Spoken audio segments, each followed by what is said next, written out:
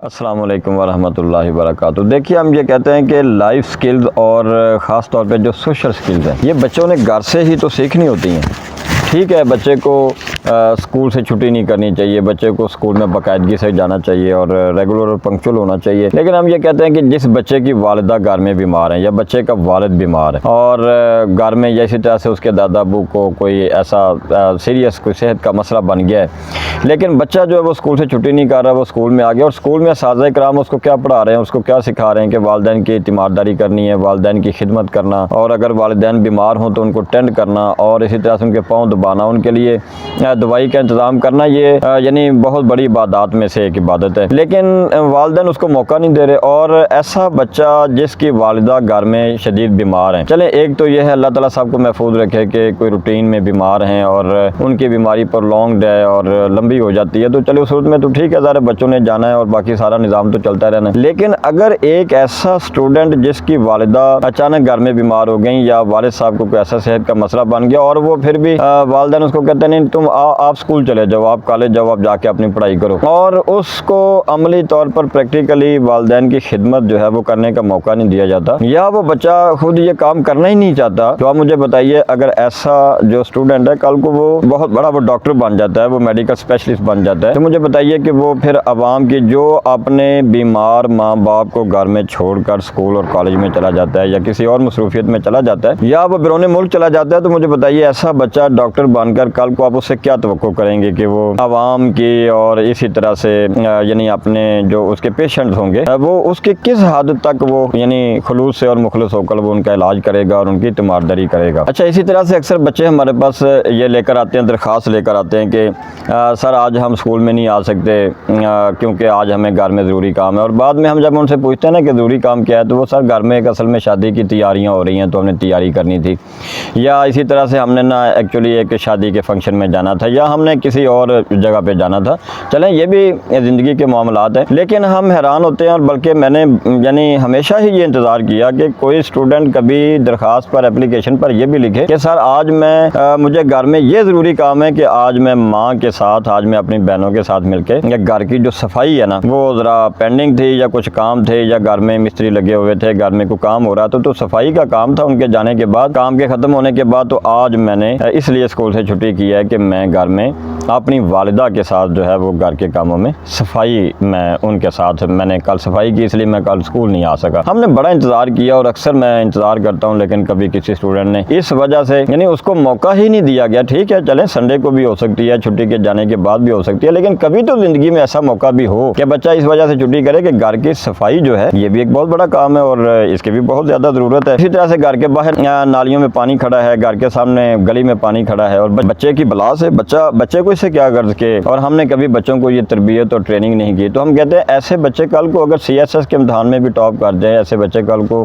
यानी वो वासा के चेयरमैन भी बन जाएं या वो किसी मेट्रोपॉलिटन किसी बहुत बड़े डिस्ट्रिक्ट के वो यानी मेयर भी बन जाएंगे, तो आप मुझे बताइए ऐसे बच्चे जिनके घरों के सामने पानी खड़ा हुआ है या जिनकी नाली जो है वो बंद है और उसमें वो थोड़ी सी मेहनत करके तो उसमें बैल उसको सफाई कर सकते थे और अपनी जिम्मेदारी अदा करके बैल उससे बहुत कुछ सीख भी सकते थे और दूसरों को फ़ायदा भी पहुँचा सकते थे। तो ऐसे बच्चे कल को अगर वो किसी यानी ऐसी जॉब पे वो पहुंच जाते हैं, तो आप मुझे बताइए कि वो फिर अपने ज़िले की, अपने इलाके की और अपनी जिम्मेदारी वो फिर क्या जिम्मेदारी अदा करेंगे, वो कैसे, जिनको ये नहीं पता कि मैंने यानी अपने घर की सफाई में हिस्सा लेना है, उनको हम पूरे डिस्ट्रिक्ट का और हम उनको एक पूरे ज़िले की और इतनी बड़ी आवाम जो है हम उनके गलियों नालियों और उसकी सफाइयों और सुथराई की हम उसको जो है वो हम जिम्मेदारी दे दें, तो ज़्यादा फिर ये तो हम ये कहते हैं कि ये जो लाइफ स्किल्स है ना, सोशल स्किल्स हैं, ये सिर्फ किताबें पढ़ने से या सिर्फ मोटिवेशनल स्पीकर्स की तकरीरें सुनने से नहीं आनी। ठीक है, अगर आपको ये मौके मुयसर है, इनसे भी हमें फ़ायदा उठाना चाहिए और बच्चे जो है वो बुक्स का मुताला करें, वो लेक्चर सुने और इसी तरह से उलमाए कराम के जो दुरूस हैं वो सुने। लेकिन बहरहाल ये इन चीज़ों की इब्तदाई उम्र में जो गोल्डन एज है ये सारी चीज़ें सीखने की, बहरहाल वो बच्चों के लिए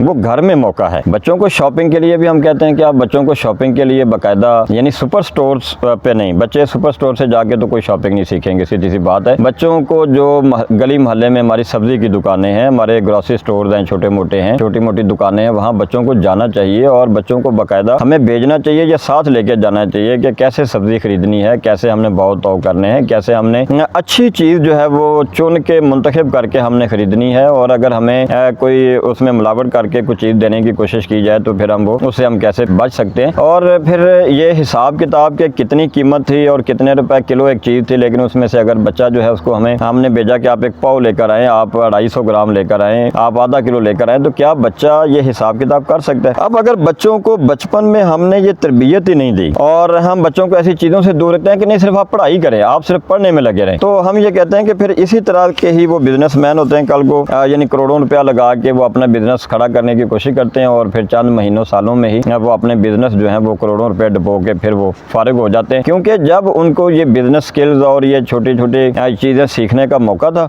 हमने उस वक्त उनको महरूम रखा कि नहीं आप छोड़ो, बस आप ट्यूशन पढ़ने जाओ, आप बस अपनी पढ़ाई की तरफ तवज्जो दो, बस अभी आप बच्चे हैं, आप ये काम ना करो। तो इसलिए हम कहते हैं कि ये कैसी तालीम है। देखिए, तालीम ने भी बच्चों को एक अच्छा शहरी, एक कामयाब इंसान बनाना है। तालीम भी दिलवानी है, बच्चों को तालीम भी दिलवाएं, बहुत अच्छी तालीम दिलवाएं और ज़रूर दिलवानी। लेकिन इस तालीम के साथ साथ जो सोशल स्किल्स हैं, जो लाइफ स्किल्स हैं, देखिए ना अल्लाह ताला ने घर का सिस्टम बनाया क्यों है, गौर करने की ज़रूरत है। वालिदैन का जो एक सिस्टम है, औलाद और वालिदैन की का जो एक निज़ाम उसने बनाया है कि बच्चे जो है उनकी तरबियत घर से होगी और ये सारी वो जो स्किल्स हैं वो ये घर से सीखेंगे। तो हम कहते हैं अपने घरों का माहौल हमें ऐसा बनाना भी चाहिए और ऐसी जो सोशल स्किल्स हैं, मसलन दरस कुरान हो रहा है तो हमें बच्चों को बाकायदा, हम बच्चों को देखिए ना, जब बच्चों को एक मैरिज हॉल में हम लेकर जाते हैं, बच्चे वहाँ से क्या सीख कर आते हैं? एक आर्टिफिशियलिटी, एक आर्टिफिशियल लाइफ, एक दूसरों के लिए बन संवर कर जाना। और जब हम एक बच्चे को दरस कुरान में लेकर जाते हैं, बच्चा वहाँ से क्या कुछ सीख कर आएगा कि ये उलमाए किराम है, उनको उलमाए किराम का भी तारुफ होगा, इसी तरह से उनको एक हकीकी ज़िंदगी का तारुफ होगा, उनको कुरान और हदीस का तारुफ होगा। लेकिन होता क्या है कि दरस कुरान पे जाने के लिए वालिद साहब चले जाएंगे, बड़े चले जाएंगे, बच्चों को वहाँ नहीं ले जाया जाएगा। तो ये जो सोशल स्किल्स हैं जी,